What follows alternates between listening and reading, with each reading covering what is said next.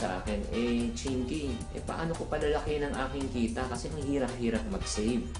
Parating sinasabi ko naman sa tao, always remember this principle. It's not how much money you make, but it's how much money you save.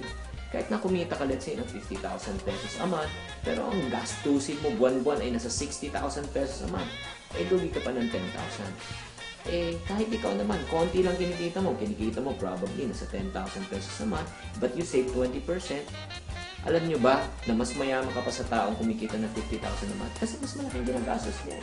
So, ano dapat ang tamang mindset pagdating po sa savings? Always remember, saving is not dependent on the amount that you want to save. Savings is actually a habit. When you say habit, ito po ay isang ugali.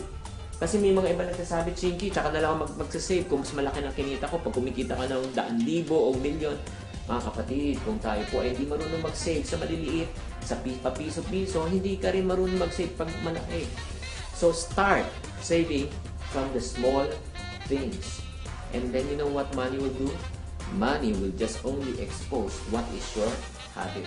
The question is, do you have a habit of what? Saving? Or do you have a habit of what? Spending. Start saving right now and I know you will have a bright future.